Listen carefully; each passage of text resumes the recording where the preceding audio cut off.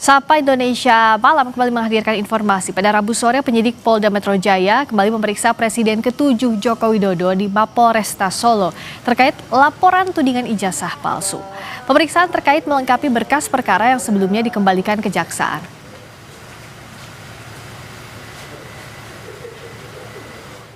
Hal ini dalam rangka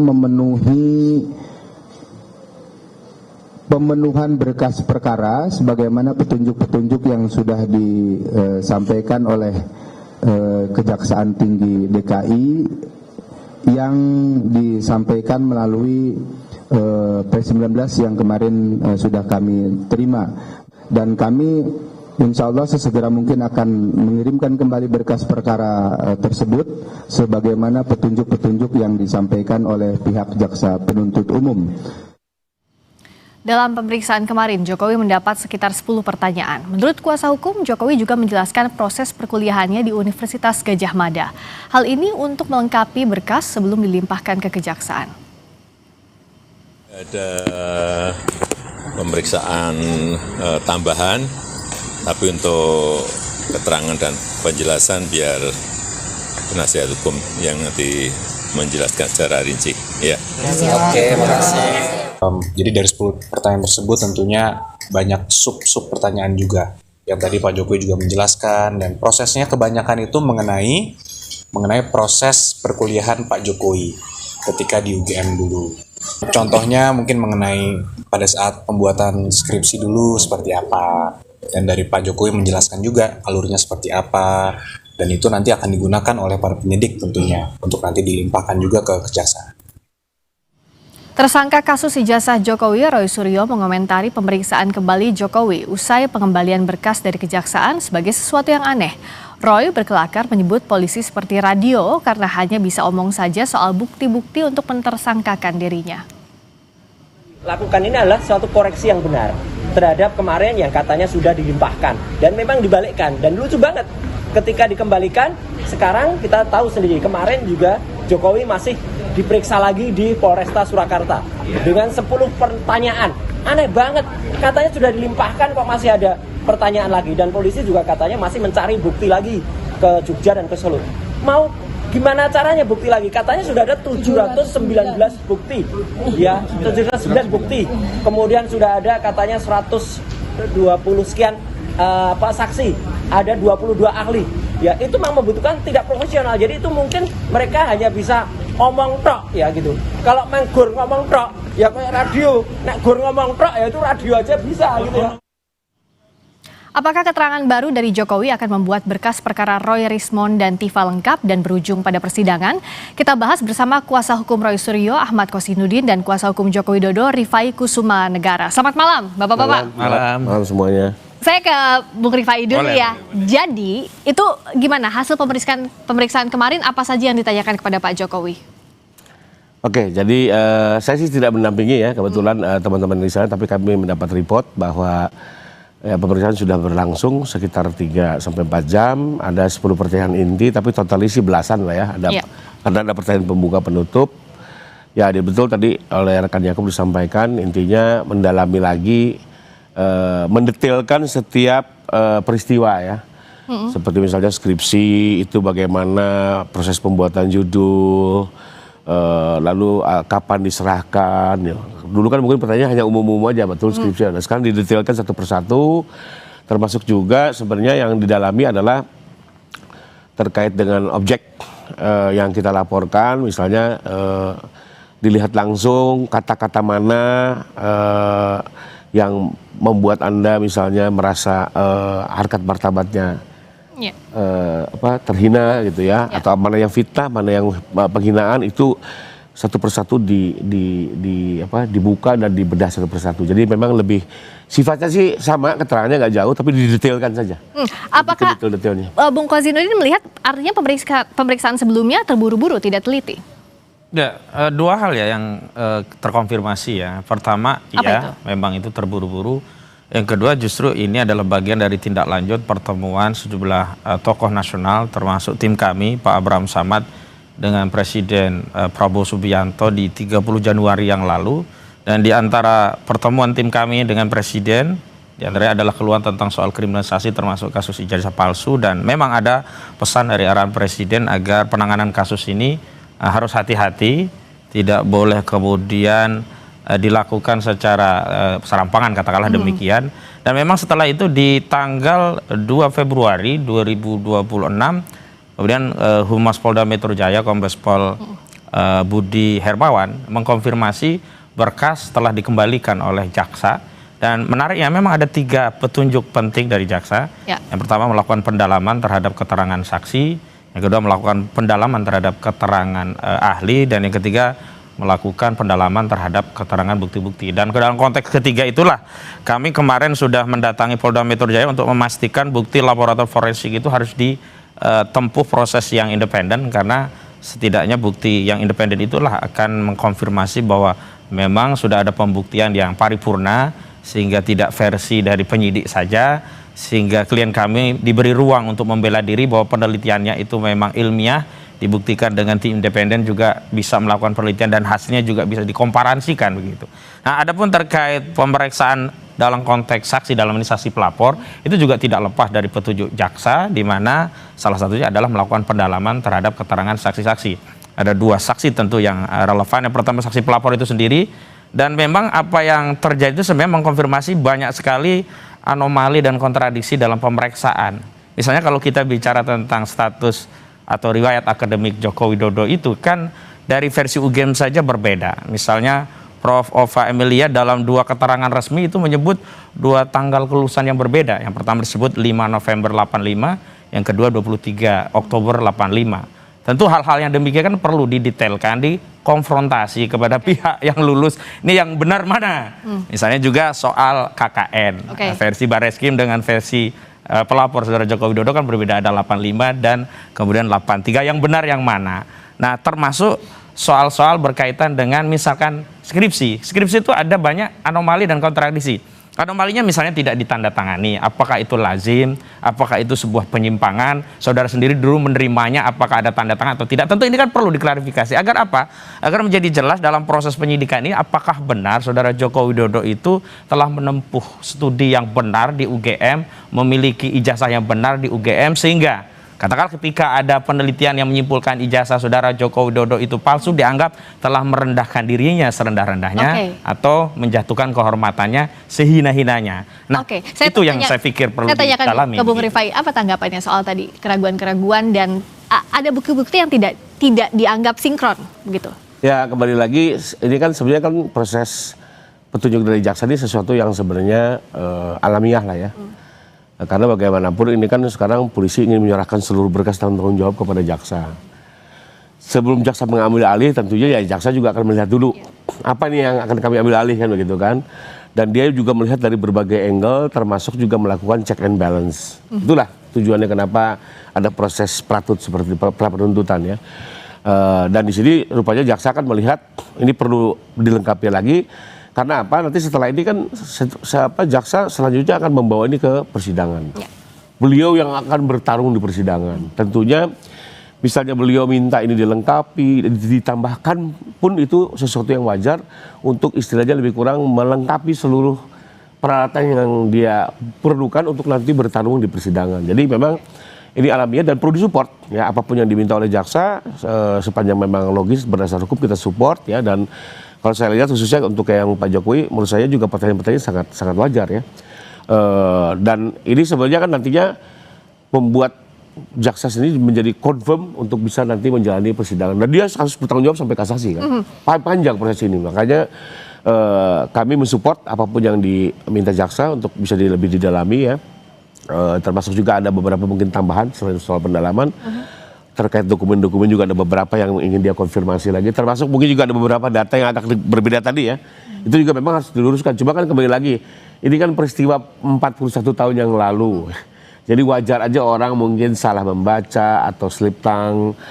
Tapi kan kembali lagi ya, dicari yang benarnya seperti apa sih sebenarnya gitu ya. Agar nanti dakwaannya lebih rigid, lebih jelas. Gitu. Kalau sekarang kan harusnya masing-masing pihak ini bersiap-siap untuk adu bukti, di mana lagi kalau bukan di persidangan begitu. Kalau dari pihak Anda apa sih sebenarnya yang ingin ditunjukkan yang belum sempat ditunjukkan sampai ke gelar perkara khusus dan proses yang sudah dilalui? Saya mau luruskan bahwa proses untuk adu bukti itu tidak harus menunggu nanti di persidangan. Justru di tahap penyidikan inilah para pihak itu diberi kesempatan yang seimbang, equal, agar apa? Kalaulah ya perkara ini memang tidak layak, ya tidak perlu dipaksakan. Di mana belum equal pada saat penyidikan? Ya, misalnya harus ada saksi-saksi yang relevan, yang diterima, diakomodir.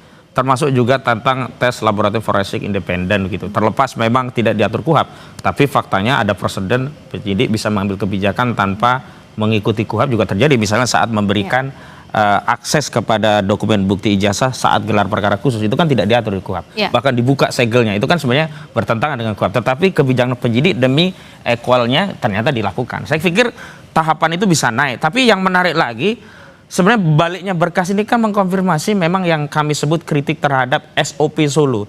Jadi proses penyidikan tidak tunduk pada prosedur KUHP, baik yang lama maupun yang baru ya, Undang-Undang Nomor 20 Tahun 2025 yang berlaku 3 Maksudnya SOP Januari. Solo gimana? Maksudnya ya prosedur beracaranya mengikuti arahan Joko Widodo. Misalnya begini, kan pasca gelar perkara khusus itu kan jelas. Kesimpulannya penyidikan firm, tidak dihentikan karena mereka percaya diri. Agenda lanjutannya adalah sesuai dengan permintaan tersangka melakukan pemeriksaan kepada sejumlah saksi yang meringankan dan ahli dari tersangka. Sudah. Tapi tiba-tiba ada peristiwa 2 orang yang berdamai ke Solo dapat hadiah SP3 itu, tiba-tiba berkas dilimpahkan. Harusnya dilengkapi dulu.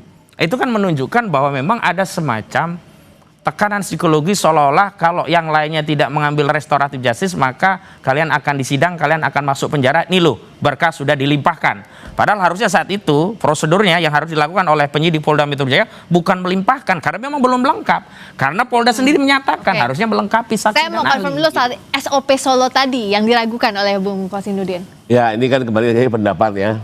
Karena kalau dihubungkan dengan P19, saya tidak melihat ada penilaian jaksa bahwa penyidik melakukan pelanggaran prosedur, tapi lebih kepada pendalaman fakta-fakta material. Tapi mengikuti arahan Pak Jokowi enggak? Itu sama sekali nggak menjadi bahasannya kejaksaan. Itu nggak mungkin jadi bahasan, tapi menurut Anda apakah yang saat ini sudah berlangsung itu menurut arahannya Pak Jokowi? Enggak lah, nggak mungkin. Jadi pertama gini, mana kita juga tidak pernah menyangka kok Bang Egy sama siapa satu lagi Bang Damai akan datang gitu ya, lalu akan berdamai. Nggak pernah nyangka, bahkan kalau nggak salah seminggu sebelumnya kan Pak Jokowi jelas menyatakan dimaafkan, hukum jalan terus. Tahu-tahu ada peristiwa seperti itu, kami juga mendadak, kami nggak tahu. Tahu ada kunjungan seperti itu, besoknya kami ditelepon, didiskusikan apakah ini bisa ditempuh secara RJ. Saya dari awal berpandangan memang ini bisa ya, diselesaikan dengan RJ, sehingga ya udah silakan diproses. Nah, proses RJ juga berjalan sesuai ketentuan ya. Menurut saya dari konflik ini sudah dibahas lah di minggu-minggu sebelumnya dan ini sudah berjalan. Nah, persoalan soal kenapa berkas dikirim sebelum saksi dan ahli didengar, itu juga pada saya pertanyakan pada penyidik. Ya. Karena saya juga sekali lagi nggak mau perkara ini berjalan secara serampangan lah. Nah, tapi waktu itu penjelasan dari penyidik adalah lebih kurang kami sudah, jadi teman-teman dari terlapor katanya sudah mengajukan nama. Tapi misalnya A dan B. Tahu-tahu ditunggu-tunggu yang muncul C. Sementara C ini kan belum dipersiapkan lagi nih. Nama dan identitas segala macamnya. Jadi akhirnya itu terkatung-katung. Nah, memang waktu itu kami sempat komplain. Hak untuk menyatakan ingin mengajukan saksi dan ahli itu kan biasanya ditanyakan pada saat BAP tersangka. Itu di bulan November. Ini kok udah sampai bulan Februari gitu ya. Sudah mau waktu itu 2 bulan masih. Akhir 2 bulan. Belum ada perkembangan, lalu mau sampai nunggu kapan gitu kan? Ini oke hak, tapi kan mau nunggu sampai kapan? Ini sudah 2 bulan tidak ada pergerakan dari pemeriksaan tersangka sampai saksi ahli charge. Nah waktu itu penjelasannya seperti itu. Ya ada nama tapi nggak muncul, ya udah komunikasi dong. Karena itu juga bisa nunggu.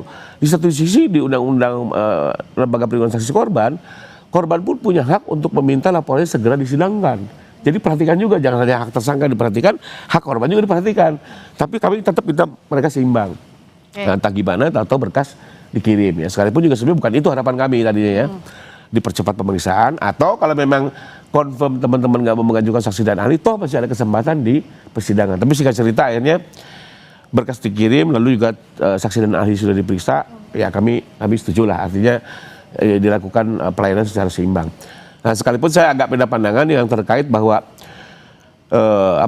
saksi dan ahli ini setelah diterima oleh penyidik lalu untuk dibahas terkait kelanjutan perkara ya, karena begini, di pasal 311 ayat 2 KUHP lama, sekarang di 434 ayat 2 itu dinyatakan bahwa seseorang pelaku tindak pidana fitnah, dia bisa membuktikan kebenaran tuduhannya, termasuk juga dia bisa membuktikan bahwa tindakannya itu dilakukan untuk pembelaan diri maupun kepentingan umum, tapi ini semua harus dilakukan di persidangan. Karena yang bisa menafsirkan adalah hakim. Nah, kemarin mungkin saksi dan ahli sudah diajukan nih, paling tidak untuk membuktikan misalnya kebenaran tuduhan, bahwa untuk kepentingan umum kan gitu. Nah, menurut hukum acara, bahkan KUHP itu sendiri, ya, hukum materialnya, ini semua hanya bisa dinilai, ditafsirkan oleh hakim. Tapi jadi sudah terjadi. Tidak bisa menilai saksi dan ahli lalu mengambil sikap ya. Yang bilang apa hukumnya sendiri. Kembali di Sapa Indonesia Malam masih membahas episode kesekian kasus ijazah Jokowi yang masih belum selesai sampai sekarang. Masih bersama Bung Kosinudin juga Bung Rifai. Jadi sekarang ini kan kita nunggu lagi nih, apakah berkasnya P21 atau P19 lagi harus dilengkapi lagi. Tapi apa sih sebenarnya nextnya yang disiapkan oleh timnya Bung Roy Suryo CS deh? Kemarin kan kritiknya adalah kayak radio gitu, hanya sepihak saja. Kalau sekarang apa sih yang di? Iya, kalau dalam konteks menilai bukti memang kewenangan hakim, tapi menghadirkan bukti dalam proses penyidikan itu sangat krusial bagi kami. Setidaknya apa yang dinilai hakim nanti tidak ansih bukti yang disediakan oleh jaksa atau yang sampai sekarang masih belum cukup menurut Anda? Kalau kita uji dari sisi kesetimbangan kan ada 22 ahli dari kubu penyidik, ada misalkan 130 saksi, ada 719 bukti, itu kan baru dari versi mereka begitu. Walaupun tidak vis-a-vis kemudian disamakan gitu, setidaknya kami memberikan bukti-bukti baik keterangan ahli, saksi atau bukti yang lain yang setidaknya dari sisi kualitas itu bisa mendelegitimasi pembuktian dari pihak pelapor gitu. Karena kalau kita kembalikan ke soal ijazah itu kan sebenarnya hal yang paling krusial itu apakah ijazah tersebut sah atau tidak, asli atau tidak. Makanya ada banyak bukti yang sebenarnya saya sempat kritik itu kayak kebanyakan penyedap rasa karena tidak terlalu relevan begitu. Misalkan panggilan Jokowi itu Jack dulu, apa kaitannya dengan pembuktian sah atau tidaknya begitu. Tapi ya lagi-lagi karena ini kalau saya lihat memang akhirnya bukan lagi hanya memberikan bukti agar dinilai oleh hakim, tapi bertarung narasi untuk meyakinkan publik tentang apakah ijazah ini bermasalah atau tidak. Dan itu juga yang dilakukan oleh kubu Jokowi. Sehingga mereka misalnya hari ini kan tidak hanya Bang Rifai yang bertarung, ada relawan ini, relawan itu. Tapi di kami tidak sama sekali, karena yang bertindak untuk dana atas sama tim kami hanyalah orang-orang yang ada relevansinya dengan perkara yang ini kuasa hukum. Entah dari kuasa hukum grupnya Refli Harun atau grup kami begitu. Dua-duanya sama. Tapi kalau kubu Jokowi kan dia ada Andi Aswan, ya relawan-relawan, ada relawan Jokowi, Jokowi Mania, Bara JP, macam-macam begitu. Lalu kami menyimpulkan, ya satu sisi memang kami ingin meyakinkan hakim, termasuk sisi yang lainnya adalah jaksa, termasuk publik. Kenapa demikian? Karena hari ini kita tidak hanya fokus pada penilaian hakim saat nanti diadili. Karena dalam konteks perkara bolak-balik ini, jaksa juga punya kewenangan menilai. Kalau jaksa menyatakan ini tidak layak untuk dituntut, dia bisa terbitkan SKPP, surat keputusan untuk penghentian penuntutan, sebagaimana SP3 kalau itu di kepolisian. Bahkan kalau perkara ini misalnya tidak layak karena memang ini tarikannya begitu luas, Jaksa Agung bisa turun gunung, terbitkan deponering, penyampingan kasus demi kepentingan umum misalnya begitu. Nah, di titik itu kami pikir bahwa bukan soal bahwa ini dihentikan, tapi kami ingin membuktikan bahwa orang yang melakukan penelitian tidak layak, kendati katakanlah kalaupun itu penelitiannya keliru. Tapi hari ini kan belum bisa dibuktikan bahwa penelitian itu keliru karena belum pernah ada pembuktian di persidangan. Dan ini yang kami siapkan, seluruh materi yang ada. Tapi yang paling penting ya saya ingin tegaskan lagi kenapa kami selalu mengatakan ini SOP Solo dan sebagainya. Itu kan kronologinya kelihatan banget. 8 Januari pergi ke Solo. Kemudian 13 ada permohonan reto Jatis. Saat yang sama kemudian berkas yang di klaster kedua dilimpahkan. Walaupun belum lengkap sebenarnya. Kemudian 15 keluar SP3, 15 Januari keluar SP3. Kemudian kami ya yang di klaster pertama Kurnia, Rustam dan juga Rizal Ferdila kemudian diperiksa lagi setelah apa? Begitu masifnya kubu-kubu Jokowi itu menawarkan promo restoratif justice. Saya bahasakan begitu. Kenapa? Umumnya kan yang harusnya minta restoratif justice itu kan tersangka karena merasa bersalah agar kasus ini nggak lanjut, lebih baik yuk dihentikan. Tapi kenapa ini malah dari relawan-relawan Jokowi yang begitu ya promo. Nah, kami menilai bahwa ada soal kalau ini di bawah persidangan. baik Apa itu? secara substansi maupun secara legitimasi baik. Jokowi. Secara substansi tentu Joko Widodo sendiri kan tak terlalu yakin kalau ini dibawa ke pengadilan bisa meyakinkan publik. Kalau hakim mungkin bisa, karena gini ya, nalar publik itu kalau perkara ndak adil ya hakim sekarang udah banyak kasus sih gitu. Silakan tanggapi tadi soal SOP Solo dan juga dianggapnya obral promo restoratif justice. Klarifikasi. Kalau yang SOP Solo udah dijelasin tadi ya, bahwa dalam pandangan kami itu semua tetap ya, keke bahwa tidak ada itu SOP Solo. Dan itu prosedural, memang prosedural, RG seperti itu, dan di catatan P19 juga nggak menjadi persoalan. Tidak keberatan juga dengan adanya 2 RG ya dari pihak kejaksaan.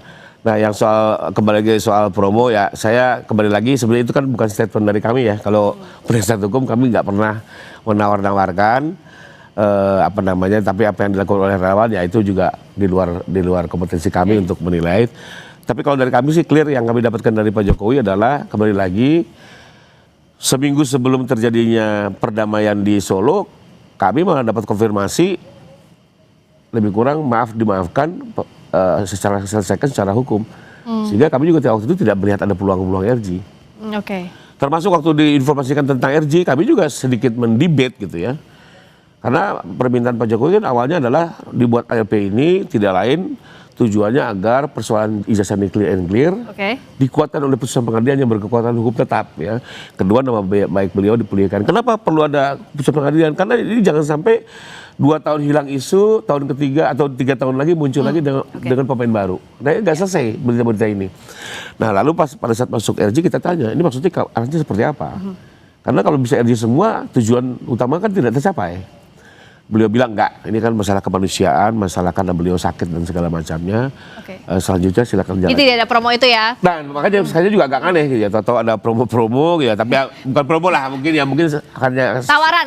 Saya melihatnya selalu pandangan positif lah sisi kemanusiaan. Karena begini, perdamaian juga sebenarnya juga keberhasilan atau titik tertinggi sebuah penyelesaian hukum. Ya, tapi terlepas dari soal mencari tujuan agar nama baik dipulihkan. Jadi kembali lagi, kalau kami sih sampai hari ini juga nggak ada lagi arahan untuk membuka peluang, tapi kembali lagi saya juga nggak bisa nutup.